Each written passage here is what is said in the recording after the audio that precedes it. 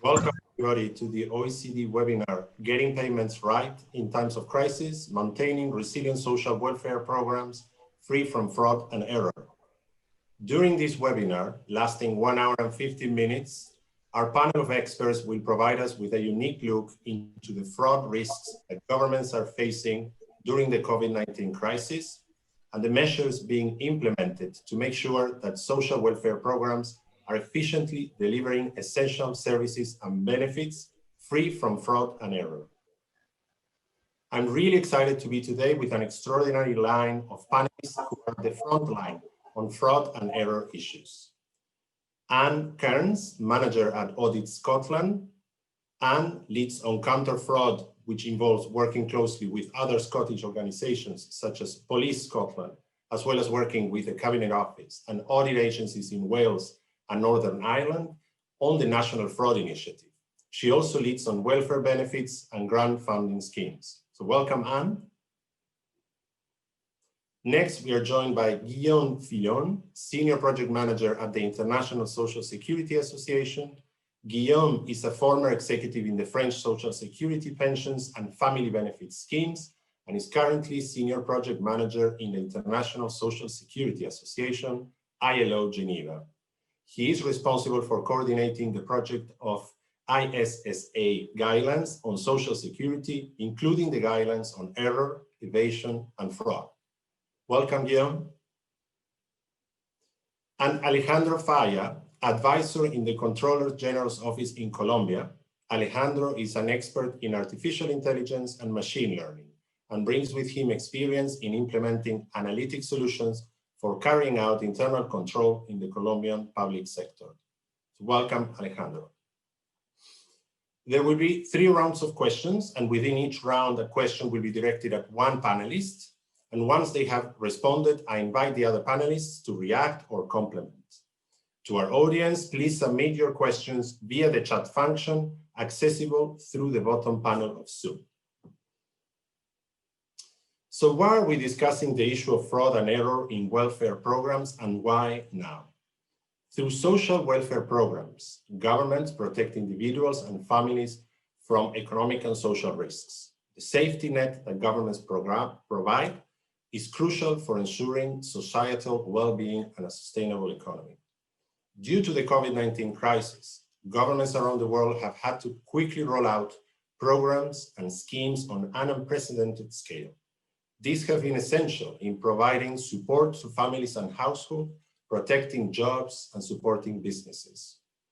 With the speed that these measures have been introduced, come increased risks of fraud and error. Fraud and error undermine social welfare programs and, in the worst cases, deprive people of essential services and benefits. We are witnessing a rise in reported fraud cases in these government programs that are a lifeline for many. For example, in the United Kingdom, the HM Revenue and Customs Fraud has received over 10,000 reports, and the National Audit Office reports that an estimated between 5 and 10% of funds from the coronavirus job retention scheme could be lost to fraud and error, which amounts to between 2 and 3.9 billion pounds. In France, a similar story. Huge amounts of fraud have been uncovered and investigated in the government's temporary unemployment scheme, with the amount of fraud estimated at 225 million euros. So far, half of these have been recovered, and there are 440 ongoing criminal proceedings as a result. These alarming figures signal that governments must implement preventive measures to mitigate the risk of fraud, and fast. However, they must strike a balance between mitigating these risks and maintaining efficient programs that reach those in need. It is not a matter of just throwing in more bureaucracy and more controls if we are going to, in a way, suffocate these programs and they're not going to be delivering the impact to the beneficiaries. So it's the fine balance between controlling and delivering the programs that need to be found constantly as these programs are rolled out. So we know that fraud, of course, existed before the COVID-19 crisis. We know also that these programs are a lifeline for many in all countries. And we also know that COVID-19 has raised the stakes in a way because there is more risks of fraud and error, and because these programs are more needed than ever.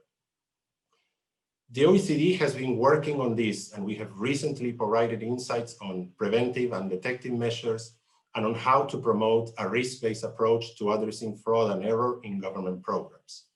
So you may find in our report entitled Countering Fraud in Social Benefit Programs, Taking Stock of Current Measures and Future Directions in our website, as well as other insights and notes on fraud.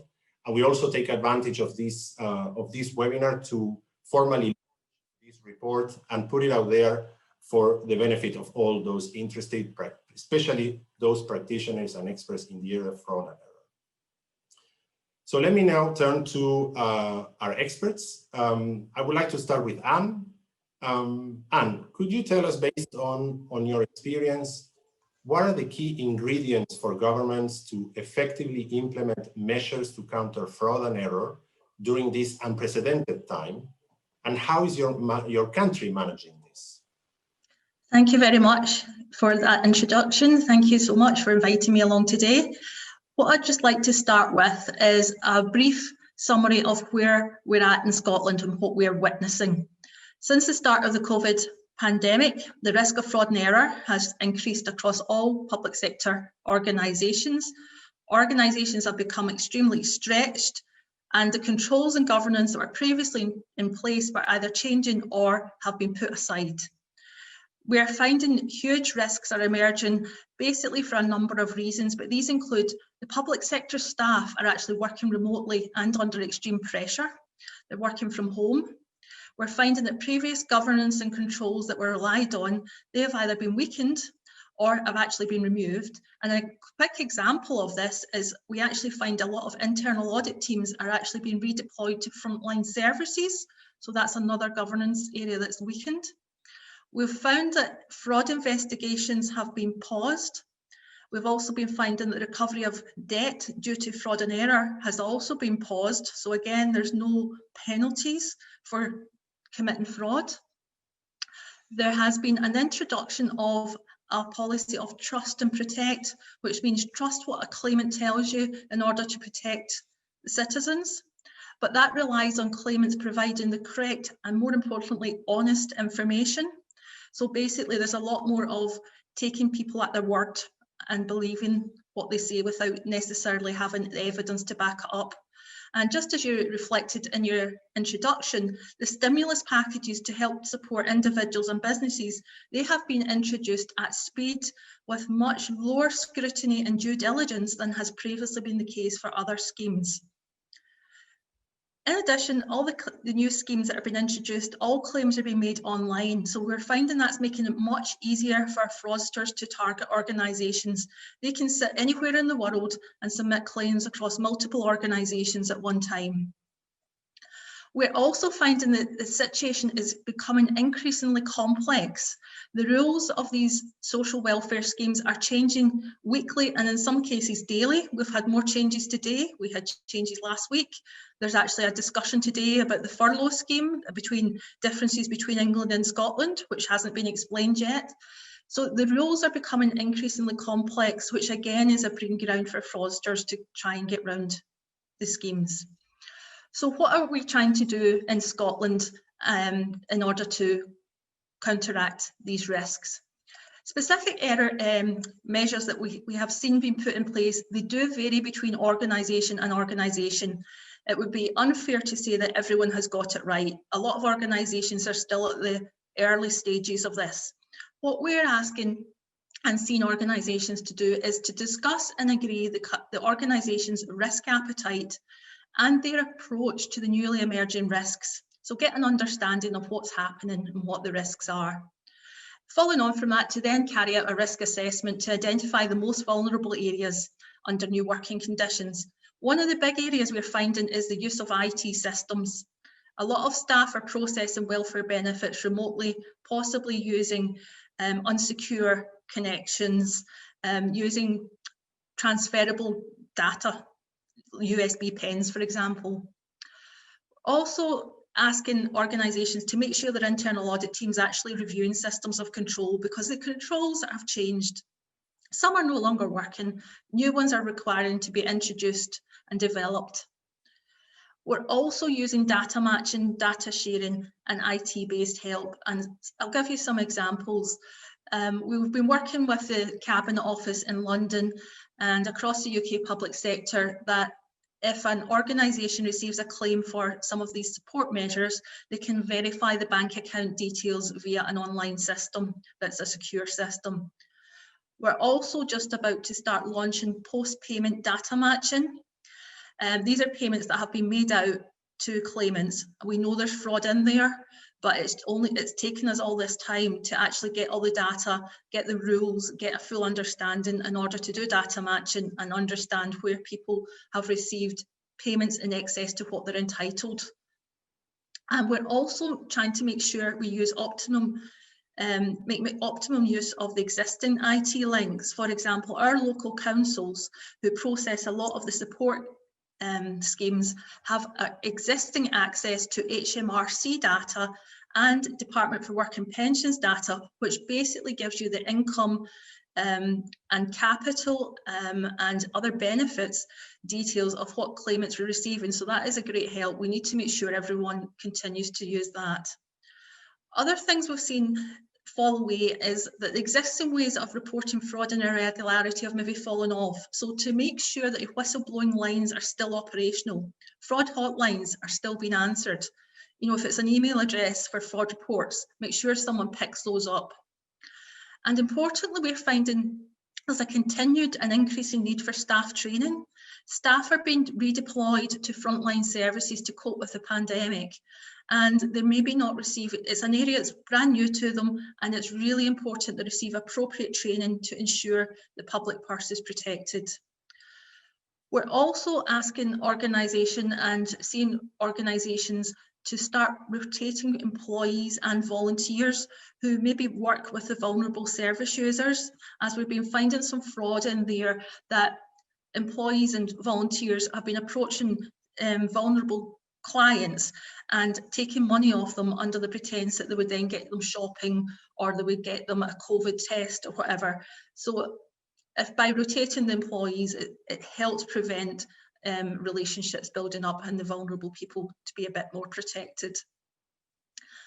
And we also find it's really important to ensure staff and customers and the public receive regular communication on the new social benefit payments with regards to what the qualifying criteria are, so that the public actually know what the rules are, who can qualify, who doesn't qualify. And that just helps, you know, again, going back to the whistleblowing, if people haven't a clue who can qualify or who can't, they don't know if someone's entitled to a £25,000 payment or not. So that has actually been quite lax and quite confusing. There's been conflicting communication, so that needs to get improved. Going forward, looking forward, ideally we would like to see more preventative controls around the application stage. We have got some preventative IT controls that if an application comes in, you can check them, put in the details, and it would check across a number of systems. But at the speed that a lot of these schemes had to be rolled out, that wasn't possible. The government was pretty much telling everyone to get the money out as fast as possible. So I'd just like to conclude and say the risks are not going away, they're probably increasing, and the fraudsters are increasingly learning day by day. Thank you. I'm happy to accept any questions. Thank you, Anne. I'll remind our audience that you can ask questions all throughout the webinar. We will be answering more perhaps at the end, but if you have an immediate question to Anne or later to Guillaume or Alejandro, please go ahead and pose a question now. I don't know if perhaps Guillaume, would you have any reaction or comment to this question immediately?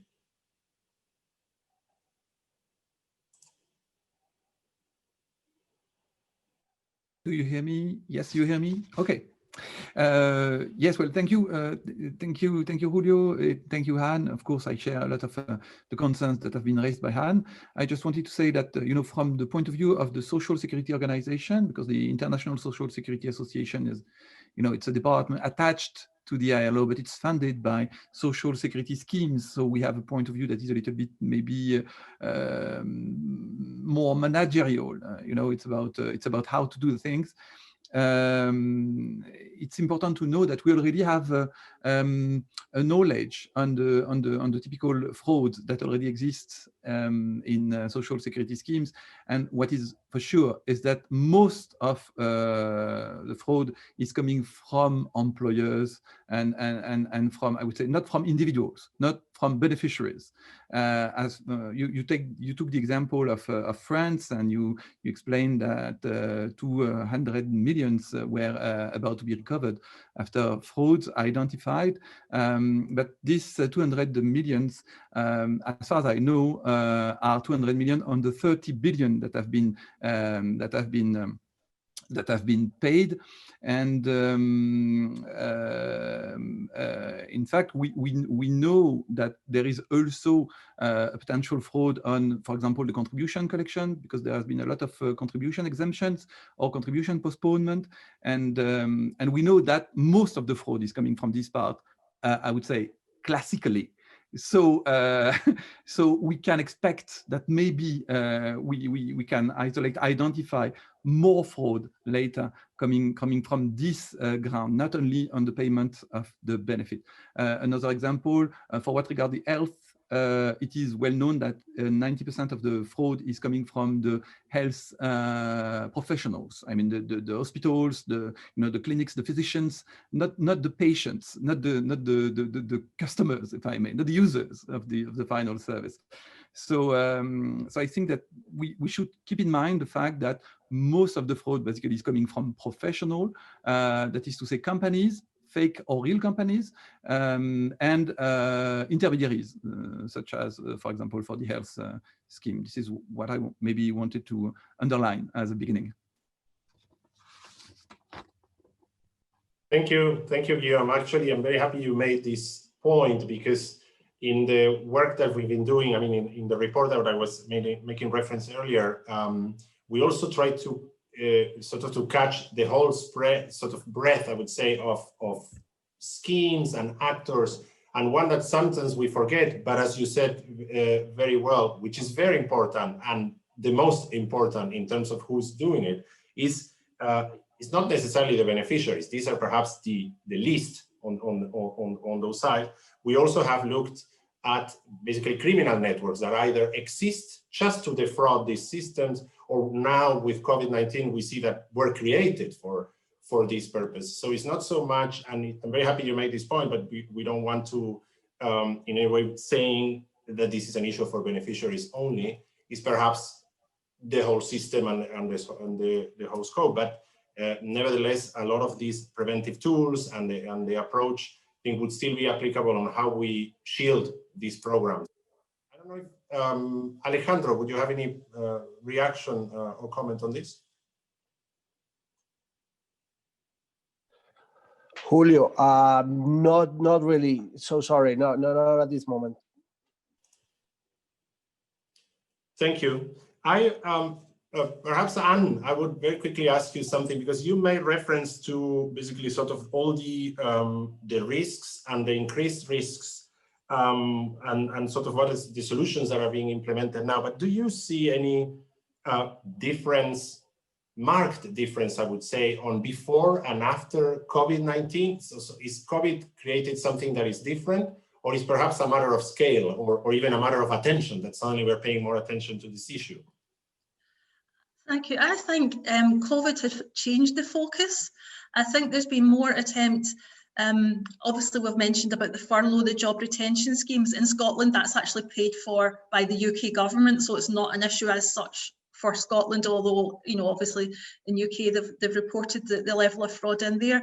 But we've actually seen a sort of shift in what the fraudsters and the organised crime gangs have been targeting. So they've obviously, as you say, they've set up to target the new COVID funding streams, because they are quite easy, or easier to target, because they've been set up at speed and everything's based on trust what the application takes, applicant has claimed.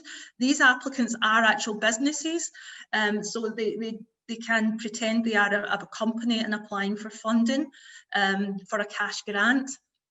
And also the focus, there was always a problem with fraud around about procurement, but we're finding even within there, it's moved slightly to the sort of protection equipment like the face masks and clinical kind of procurement, the hard to obtain sort of goods, you know, so you're suddenly finding, you know, your normal supplier can't supply you with this thing, and here pops up a brand new supplier offering it at a really good price, tempting, you know, bodies to try and procure you know, the equipment or whatever they require from them.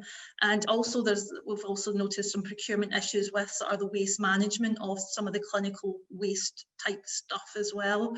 So I think the fraudsters have always been there, but I think they've taken this opportunity maybe to refocus and move their tactics slightly.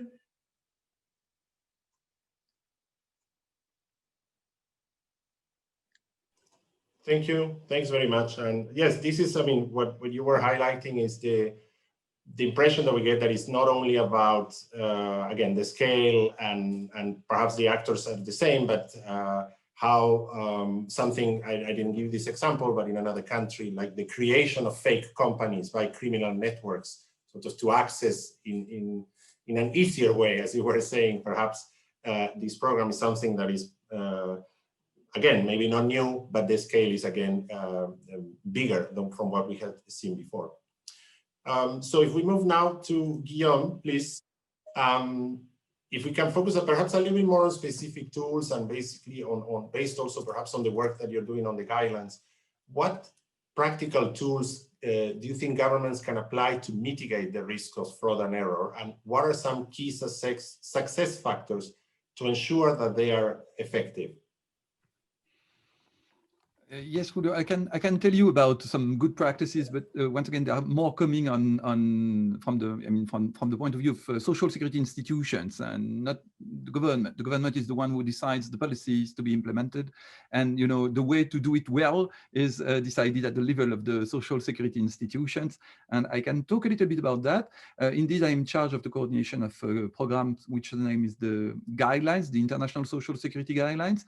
And basically, the idea is to copy a little bit the idea developed by, you know, certification programs such as ISO, Kaizen, AFNOR, and so on and so forth. So the idea is to share common objectives that are shared by all of social security institutions from all over the world. And to illustrate these goals by potential practices, because the idea is for the institution to choose which practice could be the best in their, you know, country, in their culture, you know, the way, you know, for example, I don't know if Senegal wish to implement a policy that is inspired by the one that has been developed in Saudi Arabia, better than the one that has been developed in France or this kind of thing.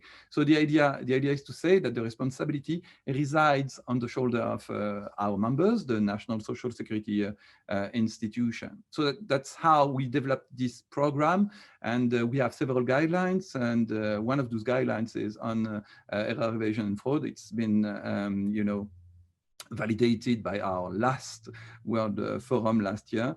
So, I can talk more specifically on these guidelines. And basically, as Anne said, there is a strong link between error, evasion, and fraud on one side and the tools you have, such as the tools, the techniques you have, and the new technologies of information and communication. I'm sure Alejandro, will talk a little bit further about that. But there is a strong link between error, evasion, and fraud on one side, and new technologies of information and communication, because the idea is to check the reality of what is declared. As you said, for the coronavirus, what has been decided first is to support the economy. So the social security institution have been asked to have a supportive approach. So that is to say, in a way, to decrease the error, evasion, and fraud policy, to decrease the burden, the administrative burden on companies, so that they can be helped in a time of crisis. But the idea, classically, is to cross data between institutions and to do it automatically, to do it as much as we can. And this can be done, I mean, efficiently by man, but this can be done very efficiently by artificial intelligence and ITC. So we have good practices coming from all over the world to allow institutions, social security schemes to cross the data they have, of course, with all due respect to privacy, and especially in OECD countries. But the idea is to, in fact, to check that what is declared is true. So, well, I can quote, for example, the Belgian data cross bank, but this is I would say maybe one of the most famous one. But we have as well, for example, in Africa, Cameroon or South Africa, social security institutions that are sharing their data with tax authorities, so that they can compare what is declared and in the same company, so that they can check that the company basically exists. And this is what maybe has been softened during the coronavirus crisis, and this is maybe on what we have to work a little bit more now that we are settled in this time of crisis. In France, it's the language that is used between institutions that has been put in common. The name of it is interops. In Italy, the unemployment schemes have also developed artificial intelligence, so that they can have a view on what is credible and what is not credible. And there is also a growing right to have access to the financial sector. I mean, to the bank accounts, so that you can check that what is declared on one side corresponds to the reality on the other side. All of these examples, I will share some examples with you afterwards if you want to, but all of these examples basically reside on the same spirit, which is the third-party declaration. Let's say to have somebody who backs what is declared, somebody else who backs what is declared, and what is declared. This is classically what happens when you are a salaried person. In fact, you declare your income and your employer is declaring the same kind of income. And if there is a match, there will be no control. So that is basically the same spirit. And that's why the error evasion and fraud guidelines, which are mainly organized, I would say, in three parts: governance, management on one side, error evasion and fraud policies that are common to all schemes, to all branches, to all social security risks on the second side, and third one that is more about ITC and communication. Maybe I come back to this later. But basically, the idea is to have compliance risk management model. Say you have to identify where are the risks. What are the clues that help you to identify the risks? For example, I don't know, the building companies, the building companies, the young building companies that are managed by a CEO that is of less than 30 years. These are, additional clues that will help you to go a little bit further in your control.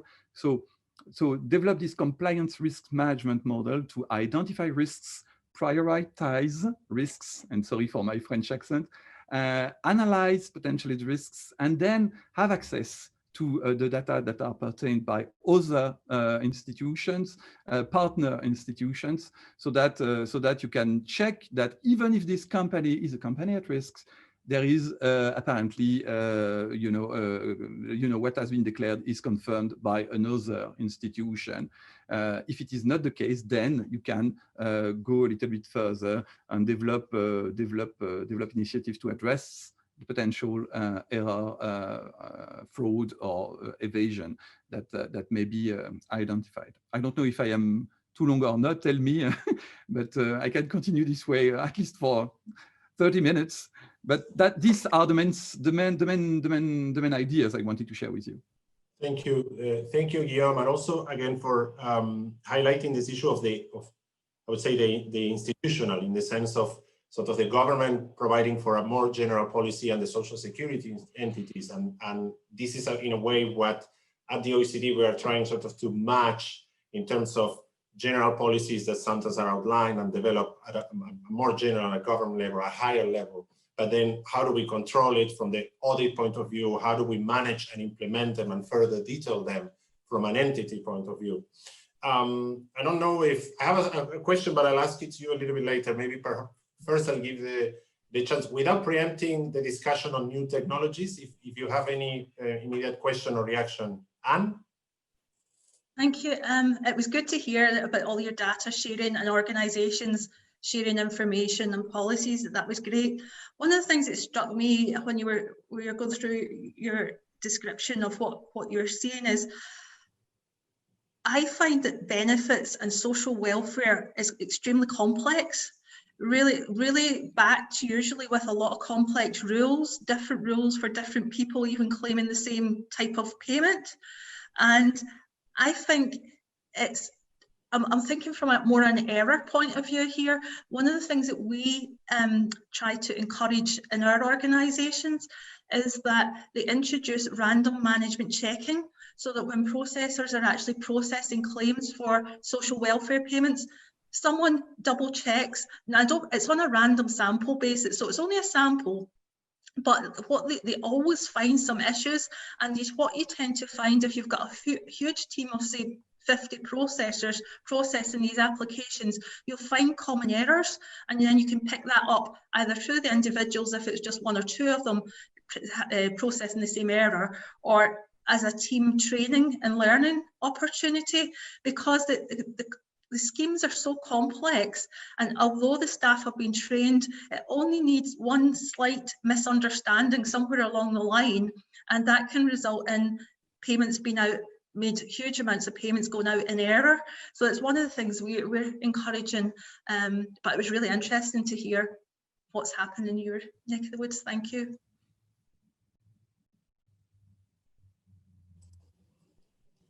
Alejandro, any comment or question or reaction to Guillaume or to Anne? Thank you, Julio. Yeah, I have a question for Guillaume, because I think having in consideration, as he mentioned, that automatic tools are needed to do that balance between guidelines and actual real audit work. And he also mentioned about risk and about guidelines.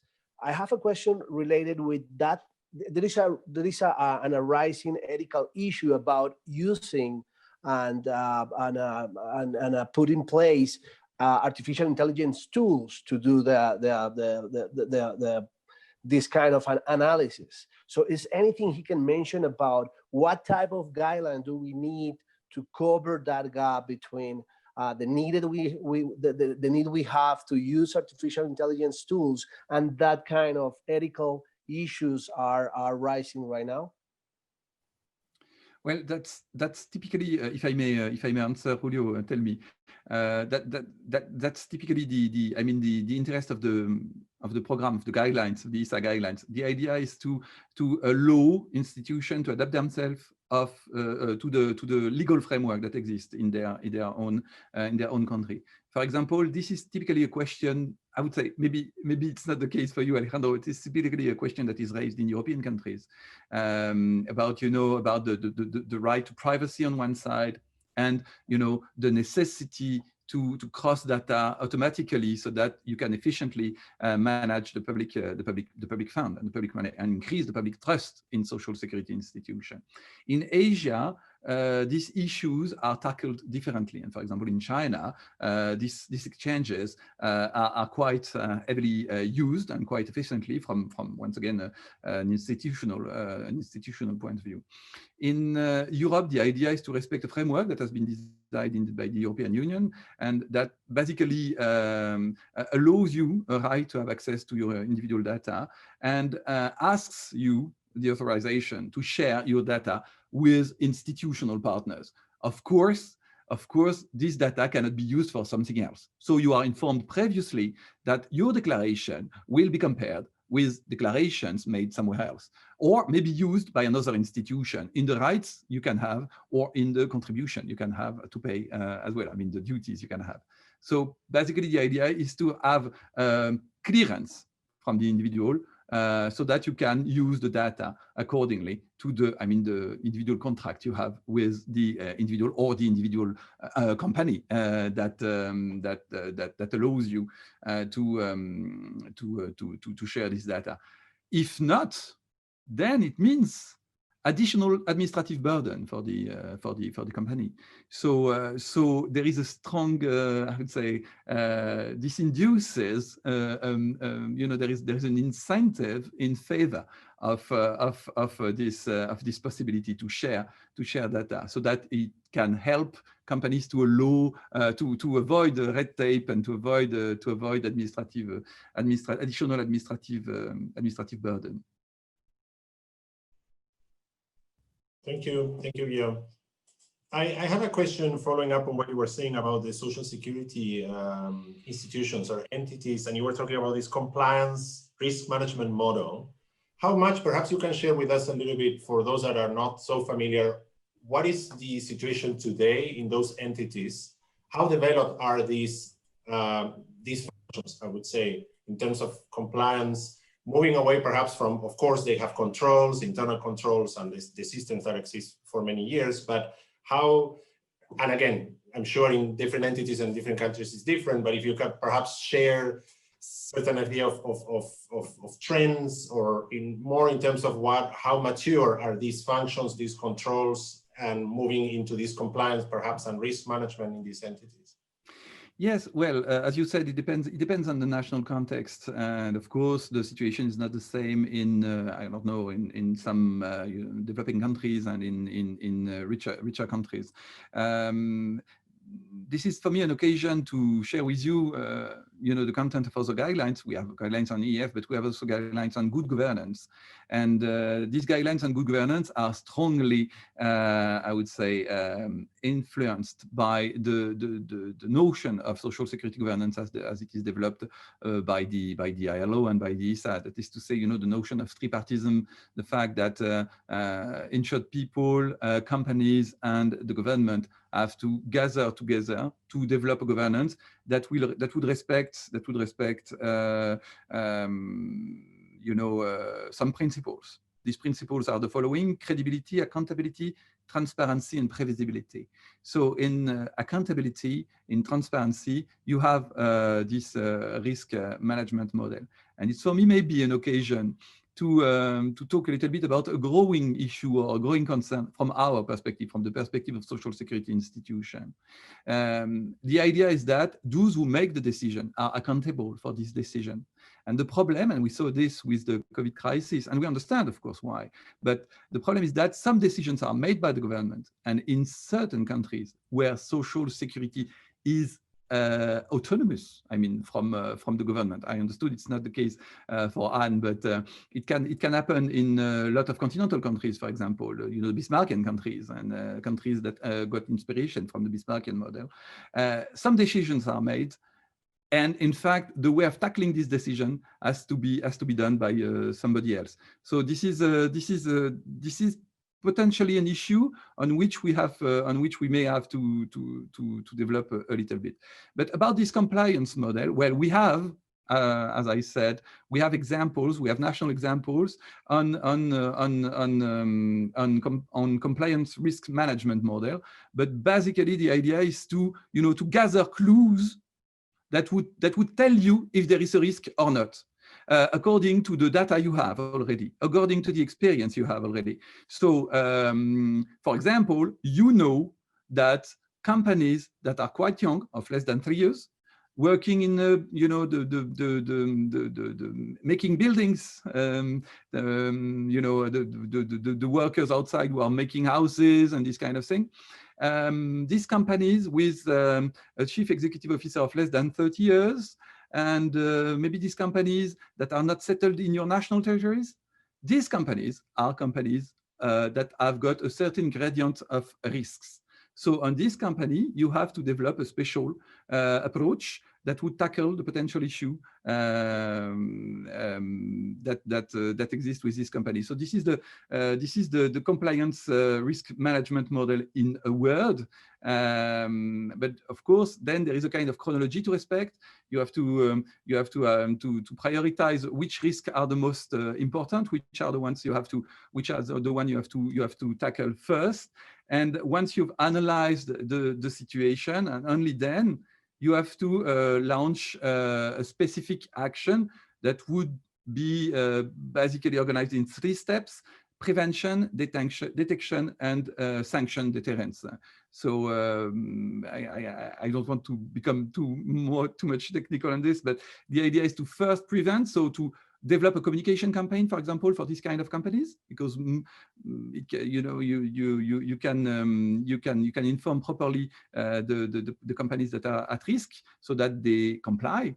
And detection makes another steps, and the idea is to check if the company is following the framework that has been decided. And then if there is a problem, of course, if there is an inspection that is fruitful in a way, then you have to sanction the company, but you have to communicate as well on this sanction.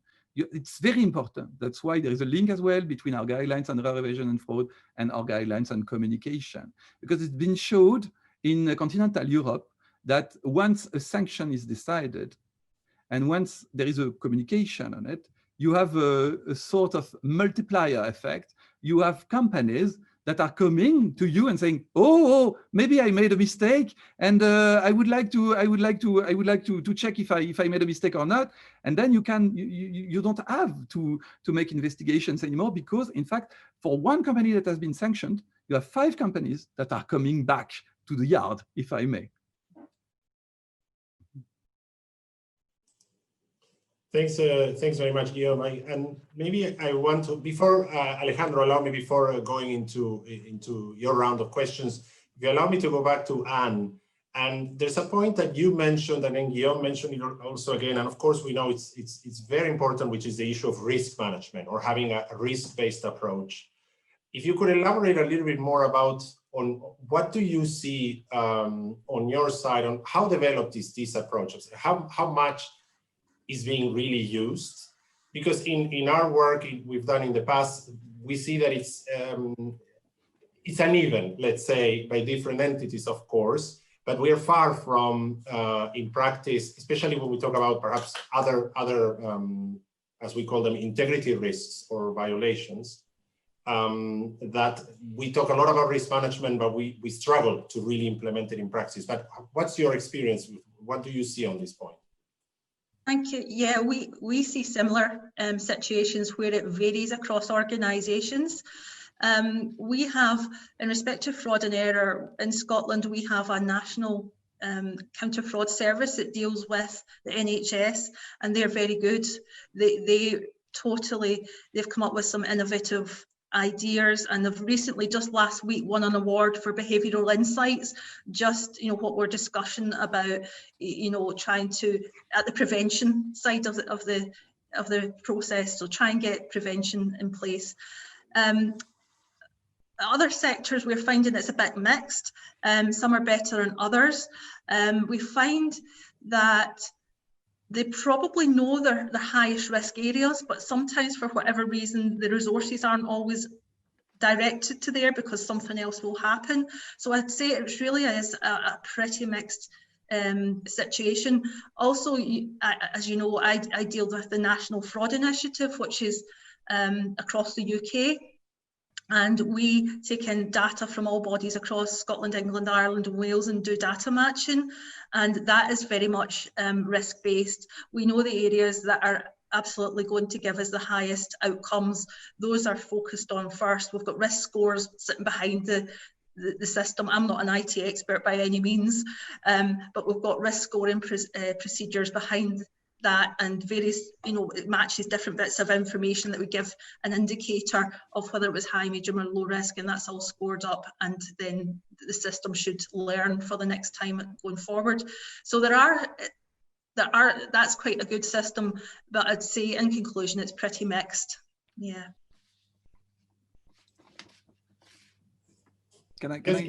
Yes, I just want to add something, maybe something that that came to my mind during the presentation of during the development of Anne. For example, something that is quite simple that has been decided in several countries in Europe, and I think as well it's the case in some countries in Latin America. If there is a payment overseas, a payment that is decided, I mean, over the border for a claimant that claims to exist somewhere else, then now it's not been the case in the beginning. It was not the case in the beginning, but now it's been decided to double check. So this is quite simple, but this is a kind of a risk management model. You just check that, okay, if you have to pay outside your territory, there is maybe something to check double time, because if the money is gone, it's gone. You cannot come back to this and say, hey, finally you didn't deserve this right. So that's one example, quite concrete, I think, and quite simple. Thank you very much. Move on now to Alejandro, please. So Alejandro, looking ahead at potential new challenges or remaining challenges and opportunities, evidently the COVID-19 crisis will have long-term implications for social security systems. Which innovative measures can governments prioritize to ensure that they can deliver services and programs efficiently, free from fraud and error? Thank you very much, Julio. Well, before I answer that question, there is a lot of topics we have been talking about that are part of this, because when you develop the idea, everything can be connected, and I will try to connect with our experience in Colombia, because and I will answer giving you two perspectives. The first one is a legal framework. In Colombia, we had to change precisely the way we have been doing fiscal control and audits for public purse, because it was carried out with detective and posterior fiscal control. So we always arrive when everything change, money has changed hands, and the fraud is already committed. So it's too late, because the legal process is so expensive, time-wise and money-wise, that you can collect not even a 20% of what you lost. So the first change that Colombia did to cover that was to change the legal framework. And we in 2019, the Congress did an important change in the Constitution, allowing the Office of the Controller to add preventative and concomitant controls to the fiscal control policy. So we now can attack not only from detective and a posterior, but also from preventive and concomitant controls, so we can arrive at the right time. So along with that, also another change in that framework was the creation of a special division, the Information Analysis and Immediate Reaction Division, which in Spanish is DIARI for the letters in Spanish. And it's that division can operate those changes on a high level with an articulation of the state-of-the-art technology, which is the other perspective. How we can develop, how we can cover those new controls in real time, because that's the key issue. If we can attack in real time, preventing, as Guillem mentioned it, if we can arrive at time in real time, we can prevent people to do the wrong thing, because they can, okay, these guys are moving quickly, there is punishment, and the money never change hands. So in technology, we did a big step in information, as Guillem mentioned, and within this division, there is a unit called Information Unit, and what we did there is institutional arrangement of sharing and exchange information with all public companies and regulatory bodies in the country. And this is a key piece to be conducive to the successful establishment of information systems, because we can exchange information in real time. in a dynamic way. So right now, for example, in numbers, we have around 1,765 sharing connection to data sets.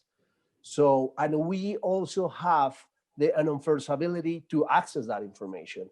So for control, for fiscal control, the office can enter to those data sets at any time to do to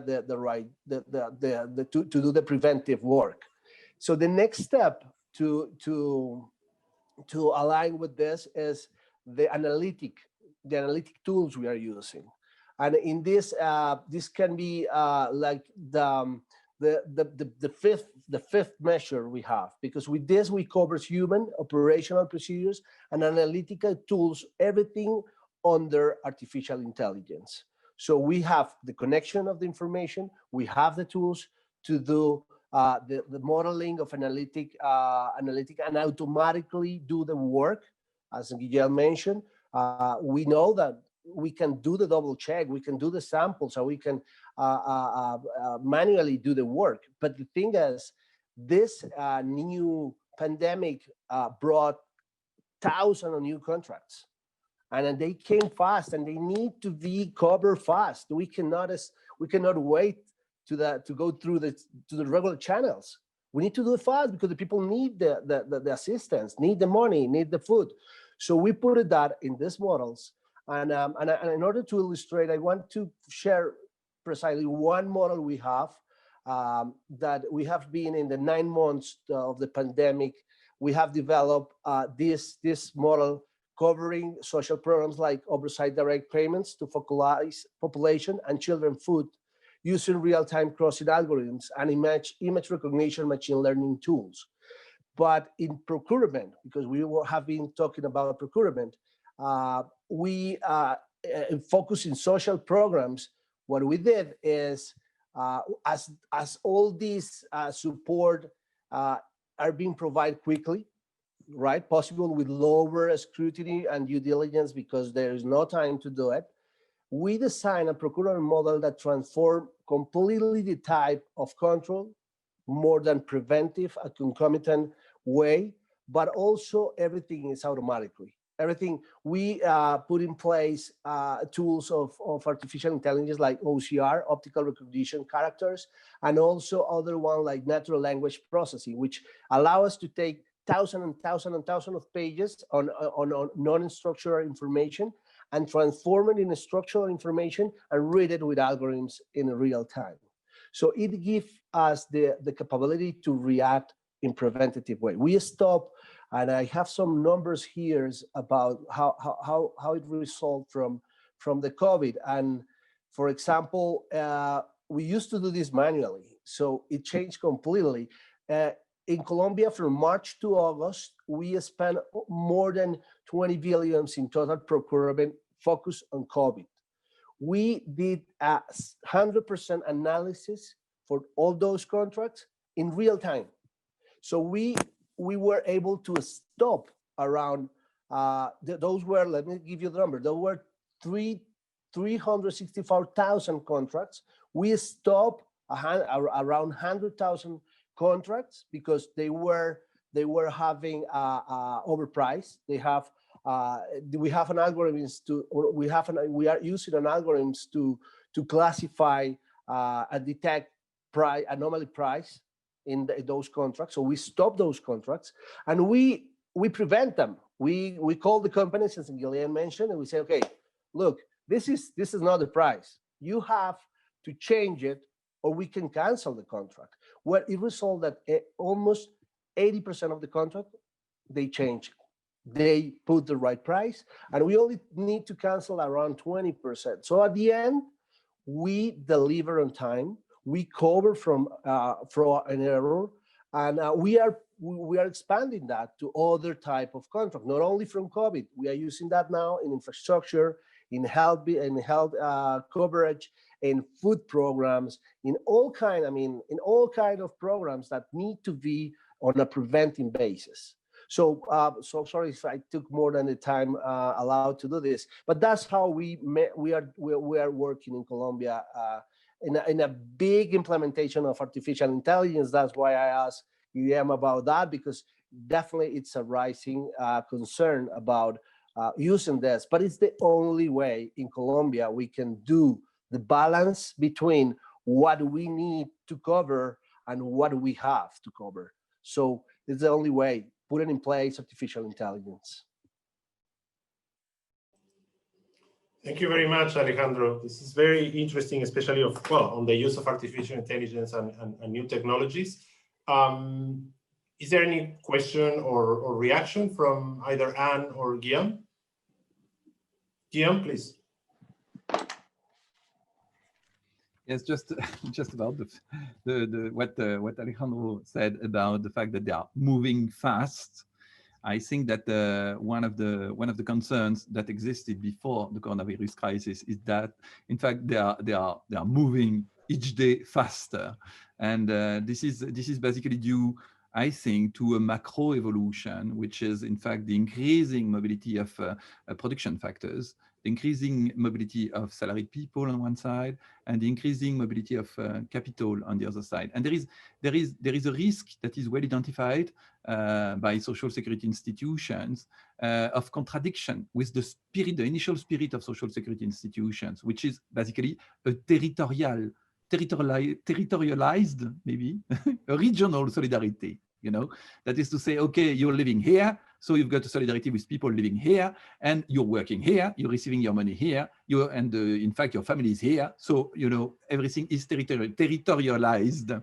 And in fact, this is not always the case, and this is more and more less the case, if I may. We have a lot of examples of fraud that is attached to this mobility. In the European Union, there is this question of posted workers. It's not only in the European Union, the Mercosur as well, they have this kind of issue. And it also in the Gulf states, they have also this kind of issue. There is also an increasing mobility of the capital. You know, there is a competition, a fiscal competition. I know the OECD is working hard on it. So once again, I will maybe let you develop a little bit on it. But the idea is that there is an increasing mobility of the factors of production, and this is something we have to tackle. It is a risk, but it is also an opportunity, and I would like to end on this as a reaction. You know, we've been talking a lot about platform workers. So the ISA has identified people that are difficult to cover from a social security point of view. So these people are basically the rural worker, the domestic worker, the women, and the platform workers, I mean the self-employed workers. And basically a platform worker is a salaried person who pretends, or who is pretended to be a self-employed worker. And the idea of the platform is to pretend not to be the employer and to say, no, this guy is a self-employed person, so I don't have to pay social security contribution for this person. And there has been some very important decisions of justice in the last year. For example, in California, the Californian Supreme Court decided to say to Uber and to Deliveroo, no, guys, in fact, you're the employer, so you have to pay social security contribution. The same in France with the Supreme Court of Justice, the Cour de Cassation, which stated on this, I think, in February or March of this year, just before the crisis started. So basically, the risk is tackled, but it's not uniquely a risk. It can be as well an opportunity. Why is that? Because, and especially in intermediary countries, in developing countries, the platform has got the data of the worker. So the platform, you know, can as well become an ally for social security institutions. So it's not only a risk. This increasing mobility of worker and of capital is a risk, but this platform development can be as well viewed and analyzed as a potential opportunity to share the data that are the data of the platform with social security institutions. So we come back to the data sharing again.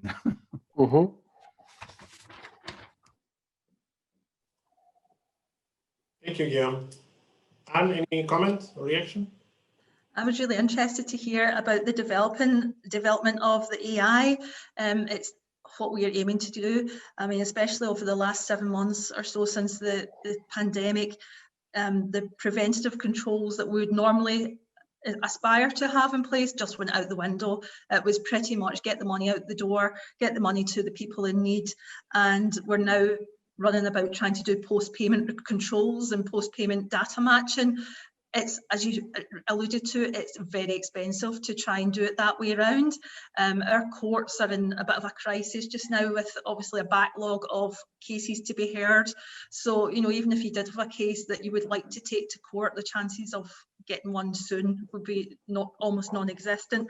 So I'm really interested, and thank you so much for that. It sounds great. And real time, because that's the other one. We do data matching with the Cabinet Office in London, and a lot of that isn't real time. It's maybe updated monthly or 6 weekly or something like that, but to have it real time sounds brilliant. I wish.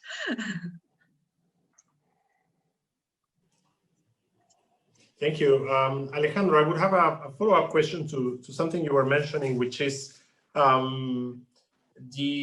perhaps you could say, you gave one example, I think, but perhaps you could explain a little bit more on this transition from manual tasks managed to turn into either IT-based or AI, because I think a lot of the people in the audience may be now facing a lot of manual tasks in the control. So perhaps they would be very interesting to hear how you managed to transfer some of this into more automated processes. Okay, yeah, of course, Julio. Well, I need to go back and say it again, that everything started when the way we do fiscal controls in Colombia. We now when the Congress changed the law and permits the controller to do preventative and concomitant controls, the only way to do that it's on a real-time basis. And the only way to do a real-time basis analysis and gathering of information is using technology. So in the past, and I'm saying the past, before the law and before the law that changed and permits this to the controller, all the audits were manual, because you need to do a sample. I mean, as we all know how it works.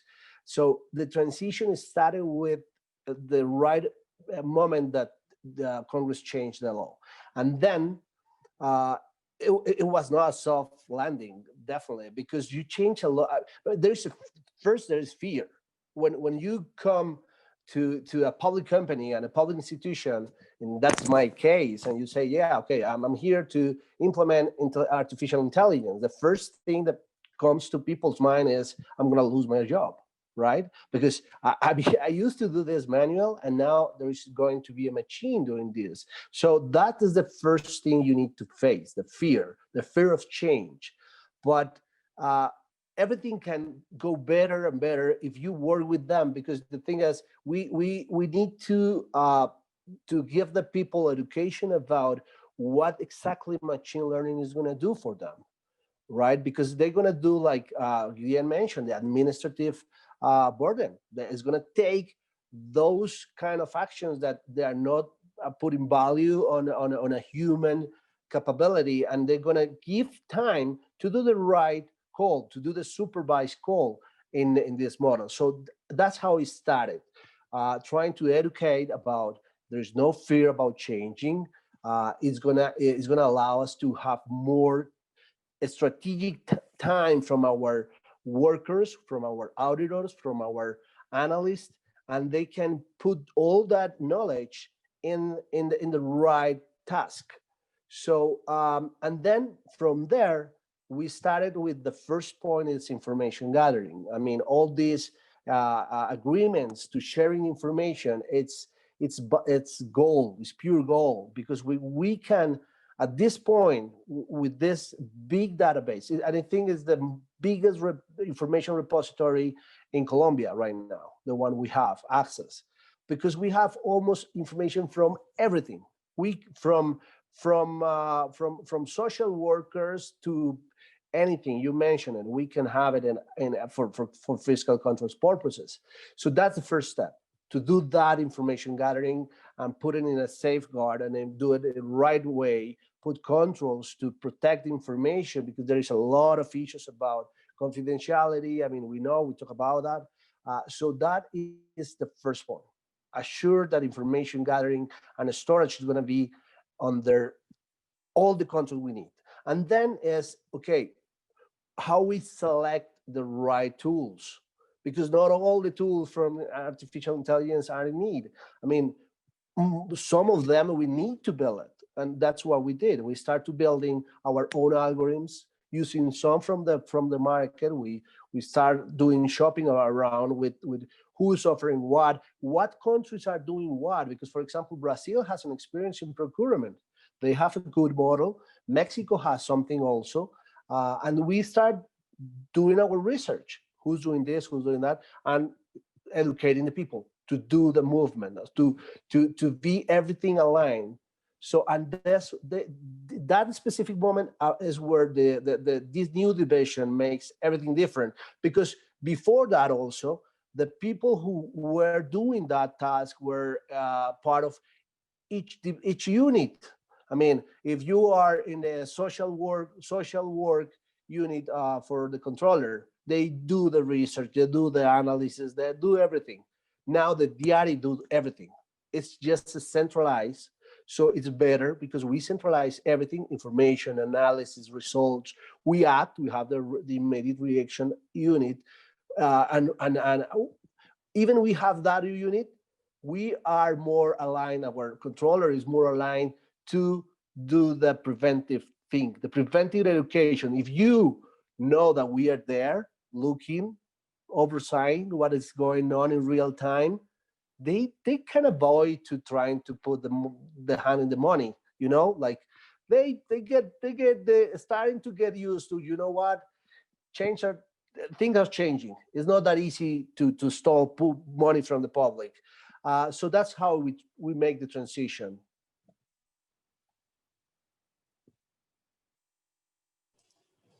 Thank you, Alejandro. We have a specific question from the audience to you, which is asking, what is the specific legal provision to allow for this change to fiscal control in Colombia? The legal, okay, well, the legal provision. There's two rules. One is in the Constitution. That is the way in the Constitution we have to do the fiscal control. So that's the first change, and it's in the Constitution. That change allows us to put in place preventative and concomitant controls, put in place on enforceability, so no one can say, no, I don't give you the information because it's private. No, you cannot do that. It's in place, the enforceability for fiscal control purposes. And then also that rule create or ability, no, that one, no. The next one is the one who creates the special division. And in that law, it's not only the creation of the division, but also how we can put in place everything to do not co-management, for example, because it's one of the concerns, how we can do real-time preventive analysis in a project that is happening right now and do not co-administration with the owners of the project. So that's how the rules are set right now. We have a specific rules, and that's the other law that changed and give us the ability to run the DRE with that kind of technologies and so forth. So that's two rules that who specifically change. If you need the numbers, exactly the numbers, I can give it to you. I can look, but no, I don't think it's the number. I guess. Okay, it's the concept, right? It's inspiration for perhaps advocating for a similar change. Okay.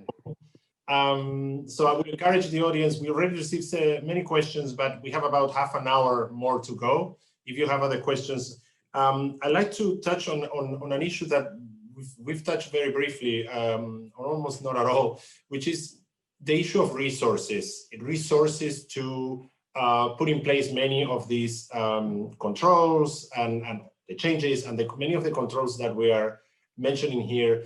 And is it many times? Sometimes we hear putting in place some of these things is simply too expensive. Us as a government, we cannot afford it, or us as an entity or institution, we cannot afford it.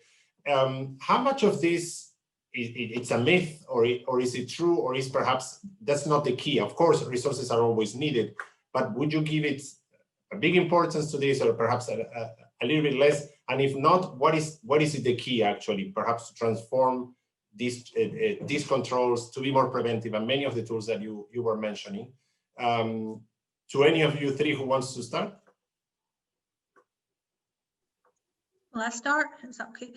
Yeah, resources is always a huge issue. You know, I'm just looking back over the last 7 months, we have seen a number of resources and people being diverted to frontline services. So traditionally, these people would have been involved in the prevention, detection of fraud, and implementing controls, and these people have been diverted not even to something they've ever done in their life. They've been diverted to maybe providing social care, or they've maybe been diverted to providing school meals, food parcels. So in the last 7 months, I think the resources issue has become worse. In general, before that, there was always a debate about yes, a lot of prevention and detection and all sort of counter fraud measures do cost money, although I think everyone would agree, and we were finding a lot of organisations from government, local government, central government, were finding they would invest in staff and systems, but it was the ones in the preventative side where probably cheaper, because when you get to try and detect and then taking follow-up action, that was when it was becoming really expensive. So there was a move to go to more preventative, to stop the money actually going out in the first place and preventing it actually going out. And our police force, Police Scotland, they have been working with a lot of the local government and public sector in Scotland in order to try and help them with that as well. So yeah, resources is always an issue. Thank you, Anne. Anything, and I should apologize. I mixed up the timing of the webinar. We don't have half an hour. We only have about 5 minutes.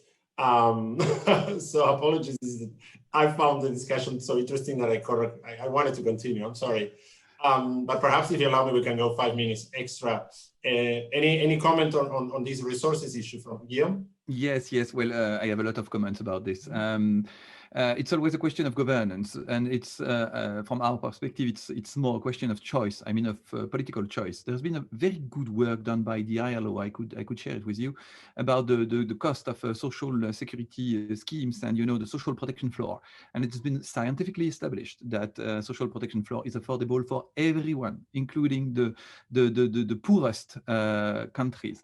I would say it's the same, and it's even more than the same for the team that is the team that are dedicated to the control against error, evasion, and fraud, because their work, in fact, is producing more wealth for social security directly by correcting fraud that exists, and in fact, the fraud that is corrected, I think, is a potential source of finance for this activity, and directly as well, as Alejandro said, this multiplier effect I referred previously. That is to say that once the potential fraudulent company knows that there is a good working control system working around, once one executive knows that a colleague, for example, was taken, there is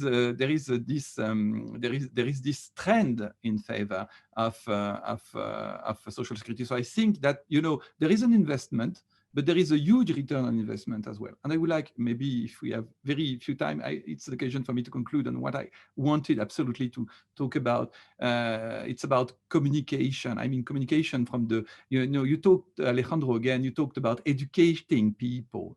I mean, educating people means educating people from the beginning. And we have got a lot of good examples coming from Latin America. I think it started in Uruguay, but now it's common in a lot of countries of Latin America, about partnerships between national education, universities on one side, and social security institution on the other side, to educate people on what is social security, so that you can have a social control. And I saw some questions coming about it, how to avoid some kind of alliance between decision makers on one side and important lobbies on the other side? Well, by the social control. That's why we are heavily supporting the tripartism, because we believe it's a way to develop a social control. But if people are well educated on social security schemes, understood as a common good and as something that would help everyone for low cost, because once you compare, that the privately designed schemes are less efficient than the social security schemes for protecting people on life risks. Once people understood that there is a social control that is as well very very efficient, and the collaboration of the people, I mean all the people to increase the control on potential fraud is quite effective. So once again, one quotation: Uruguay and then other Latin American countries which have developed very efficient systems of partnership between social security on one side and education on the other side. The result of it is that the public opinion is backing strongly social security and social security control, not understood as police control, but understood as self-protecting policies. Thanks, Guillaume. Alejandro, did you want to say something about this resources issue, or Yes, Julio, thank you. I'm just going to take just a minute. I'm agree with all the comments from Guilherme and Anne. But the ways we see this reality is not a myth. It is expensive. Definitely, it is expensive. Artificial intelligence in a state-of-the-art technology is expensive. But in the other hand, what is expensive? If we see the numbers of the rate of recovery monies from fraud in previous years, it's not even 30%. So the amount of money we're losing because fraud, corruption, and all these type of bad reality, it's huge. So what we are doing is, okay, yeah, it is expensive, but in the other hand, we're saving thousands of millions. Yeah, it's not an income, but definitely it's money we're saving from the public purse. So it's like a business. I mean, at the end, the economics of the business is how much are we investing in this? How much are we getting, not losing that amount of money? Doing the preventative, doing the modeling, doing all this, which is not cheap, it's really expensive, but it's an invest. It's an invest that is getting more and more return, because we're getting less and less fraud and, in a way, corruption over, for example, public procurement, which is a big issue in all our countries. So that's how we balance out the resources in this expensive new way to do fiscal control with the savings we are giving to the country.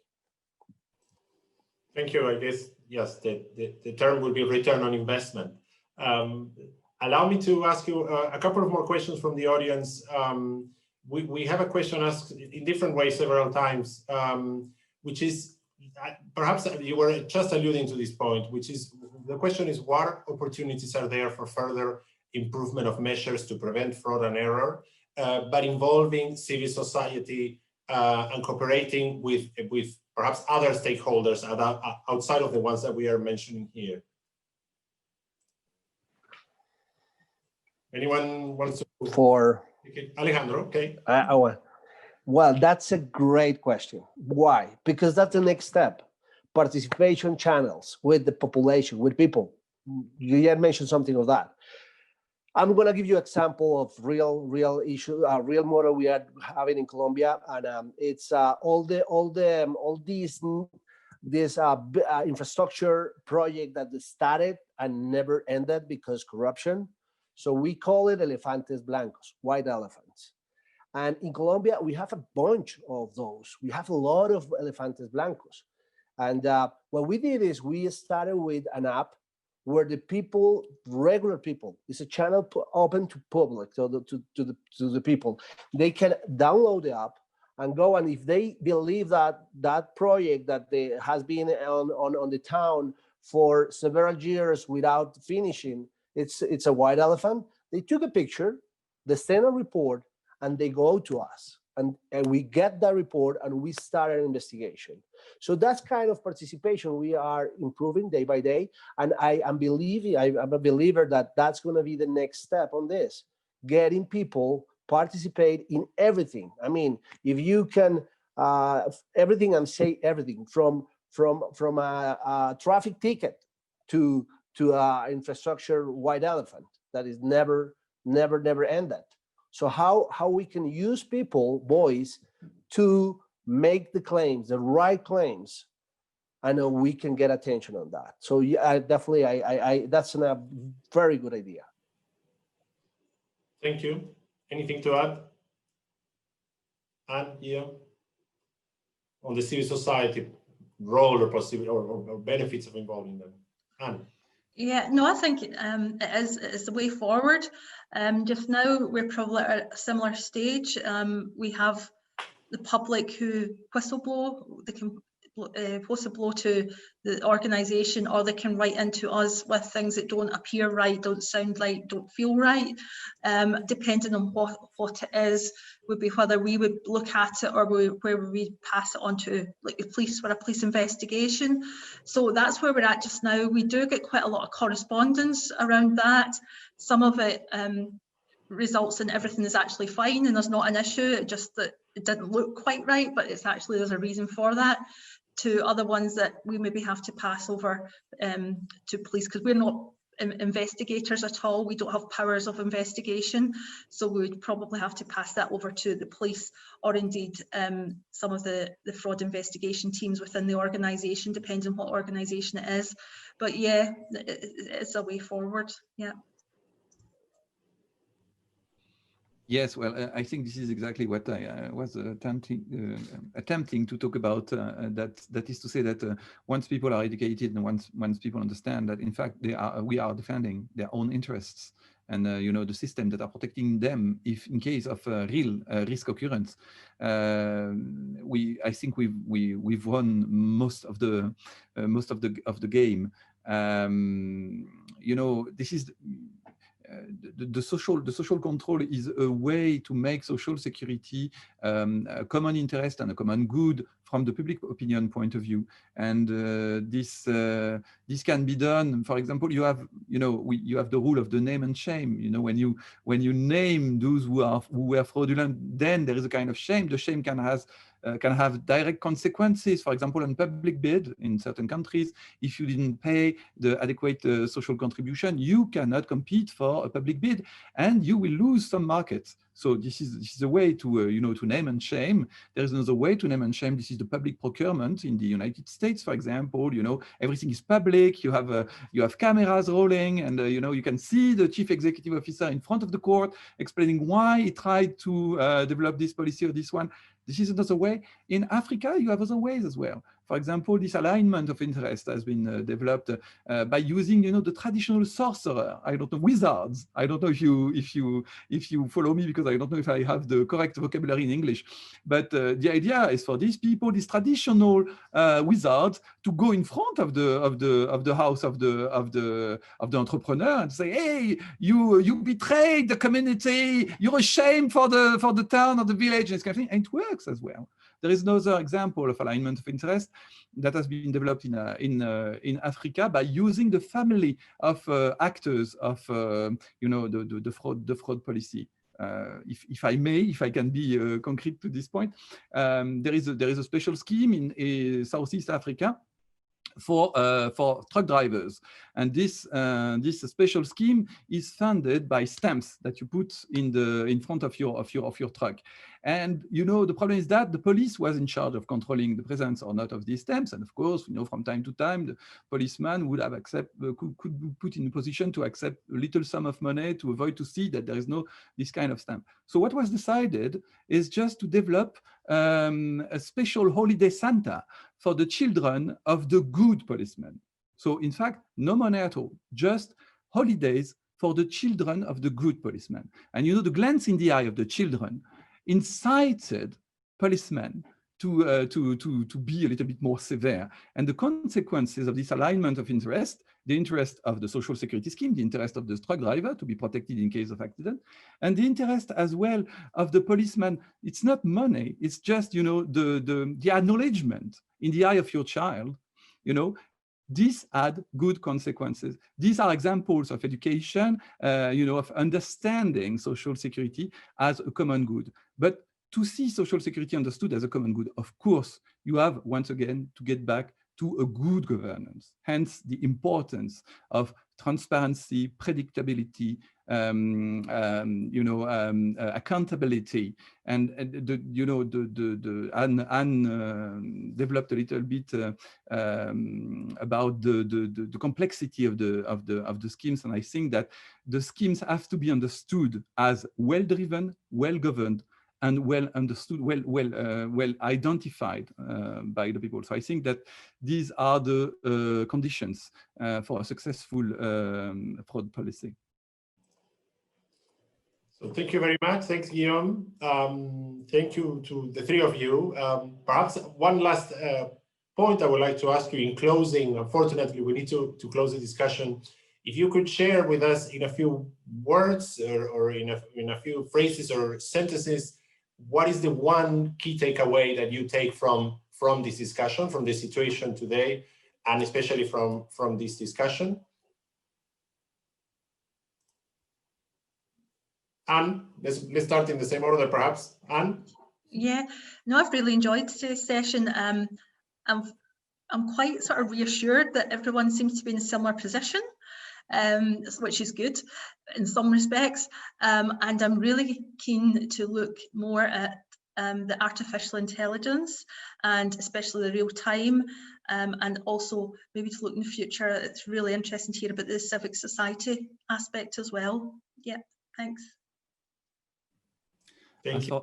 So, yeah, as for myself, and in addition of this notion of, once again, technologies, new technologies of information and communication, artificial intelligence, these are tools.